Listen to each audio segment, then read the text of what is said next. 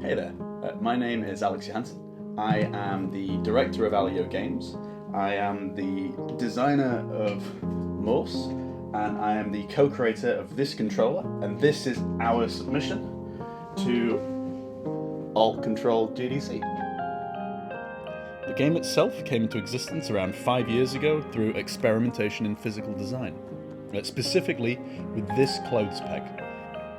I realised at the time that a clothes peg would make a really great makeshift telegraph key, and after building a rough controller, I built a small prototype game called ... Splash. Since then, I've been through several iterations of the game and controller over half a decade, and with the latest iteration I've had the help of Katie Marshall, and together we fabricated the latest edition, which we're now putting to GDC.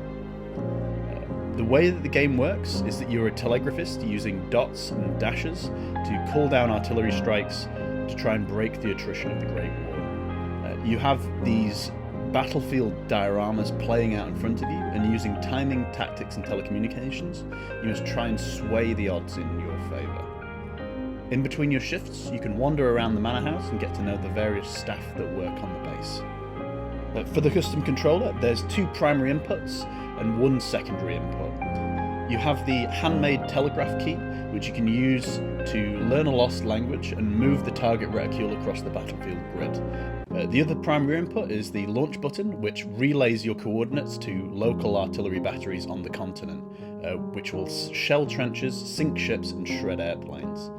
The final input is functional as part of the controller, but isn't integrated in the latest version of the game, which we hope to have in place for GDC. As you can see from this footage of the original Flash prototype, the switchboard allows the operator to move between land, air and sea, juggling these battlefields in real time. The game itself has over an hour of campaign content to play, and we also have a procedural challenge mode with over 15,000 different map combinations.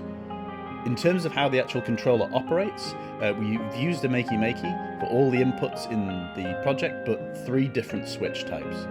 For the telegraph key, since the components are made of brass and conductive, we've turned it into a standard contact switch with a small spring to raise the hammer after pressing.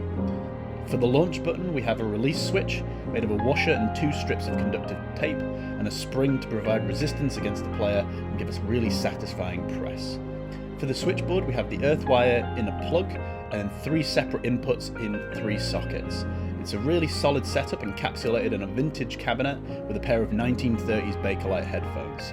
We had it confirmed from the son of a naval telegraphist that this type of headphone was actually used in the Second World War, and we've managed to retrofit them with a modern headphone jack so you can listen to the game through these ancient headphones.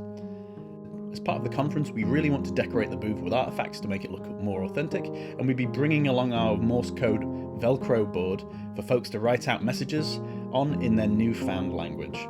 We've already had a chance to show off the game at EGX, which received a really positive response, as you can see from this footage, and we hope Morse will get the opportunity to be exhibited at ALT.CTRL.GDC. Thank you so much for your time and consideration.